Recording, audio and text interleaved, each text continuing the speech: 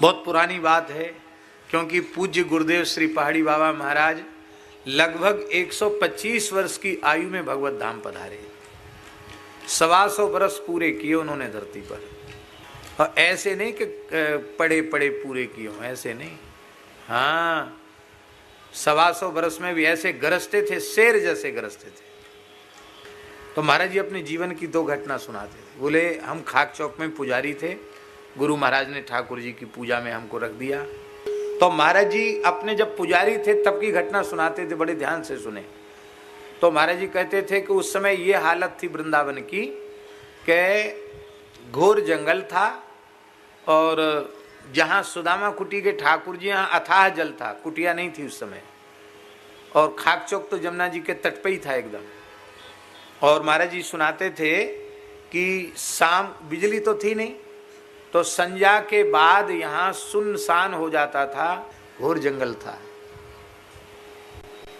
साधु ऐसे ही कहीं भी रहते थे, अपनी पर्णकुटी बना के, झोपड़ी डाल के। वो वृंदावन का स्वरूप था। और यमुना जी ऐसा निर्मल जल, क्या कहना, स्फटिक मणि के जैसा निर्मल जल यमुना जी का। प्रायः सब यमुना जल ही पान करते थे, यमुना जल से ही सब मंदिरों में सेवा होती थी। तो महाराज जी कहते कि हम सवेरे 3 बजे गोता लगा लेते थे यमुना जी में। तो एक दिन की बात है, हम सवेरे 3 बजे गोता लगाने गए, तो ये धीर समीर का जो तट है, क्षेत्र है, यहीं की बात है। तो बोले वहाँ एक महात्मा यमुना जी के बिल्कुल जल के सहारे बैठे हुए दिखाई पड़े। उनके शरीर से चंद्रमा की जैसी कांति निकल रही थी, सारा शरीर चमक रहा था उनका, और अस्थि मात्र शरीर था। सिर पर जटा थे और शरीर पर केवल एक लंगोटी थी, कुछ नहीं, तिलक स्वरूप भी नहीं था, केवल जटा थे। जटा से लगते थे कोई तपस्वी संत हैं, और स्वरूप वगैरह कोई मस्तक पर नहीं था, लंगोटी उनके शरीर पर थी बस।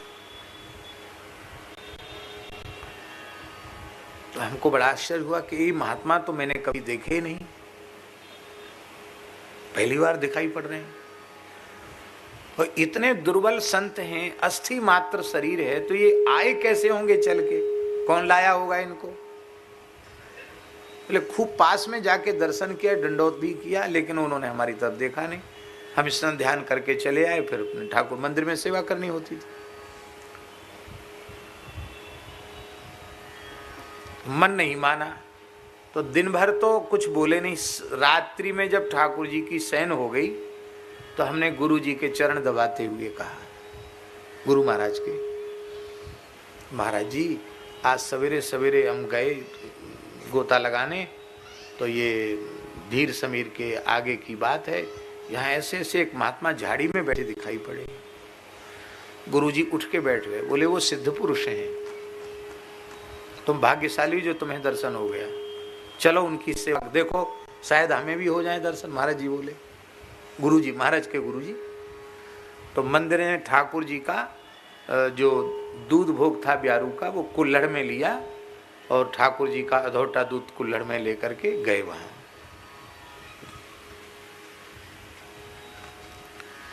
तो महाराज जी के गुरु जी ने भी साष्टांग किया उनको, महाराज जी ने भी साष्टांग किया, और बड़ी प्रार्थना की कि महाराज कुछ बोलो सही। तो उन संत ने नेत्र खोले और देखा, और देख करके कहा, बच्चा राम राम करो, यहाँ विक्षेप मत करो। तो महाराज जी के गुरु जी ने कहा कि आपका पहले कभी ब्रज में दर्शन नहीं हुआ, आप कहाँ से पधारे हैं और ऐसे कैसे यहाँ तक आए? तो उन्होंने कहा कि मैं अपने संकल्प से यहाँ आया हूँ, क्योंकि मेरा शरीर कहीं आ जा नहीं सकता, योग बल से मैंने संकल्प किया और मैं यहाँ आ गया। आप आहार क्या लेते हैं? तो वे संत बोले कि मैं केवल वायु का ही आहार करता हूँ और कोई चीज धरती की ग्रहण नहीं करता हूँ।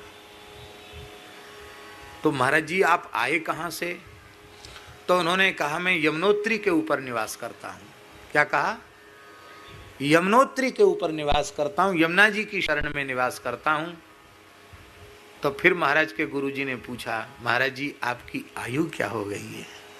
उन्होंने कहा बच्चा जानकर क्या करोगे, विश्वास तो करोगे नहीं? कहा नहीं करेंगे महाराज। बोले यमुनोत्री के ऊपर तपस्या करते करते मुझे 10,000 वर्ष व्यतीत हो गए।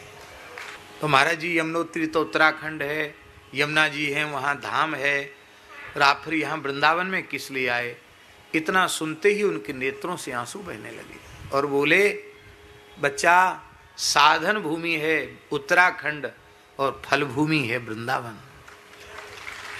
हमने जमुना जी के तट पे रह के इसलिए साधन किया जहां से जमुना जी का उद्गम हुआ कि हमें ब्रजवास मिल जाए। अब श्री यमुना जी ने कृपा करी है, मैं अपने देह को ब्रजरज में विलीन करने के लिए यहाँ आया हूँ। पर तुम इस संवाद को किसी से कहना नहीं, क्योंकि तुम्हारे शिष्य को पुजारी को दर्शन हो गया और आपको दर्शन हो गया, बाकी कोई मुझे अपनी आंखों से देख नहीं सकता है मेरी इच्छा के बिना, और किसी से कहना नहीं। और कल वैशाख शुक्ल एकादशी है, सवेरे 3 बजे ही हम यमुना जी की रज में विलीन, यमुना जी के जल में रज में विलीन होंगे, ये कहा उन्होंने। तो महाराज जी कहते कि हमारे गुरु जी ने कहा कि सरकार आप कुछ लेते तो नहीं हैं, पर हमारे ठाकुर जी की, गोपाल जी की गैया का दूध है और ठाकुर जी का शयन भोग है, आप,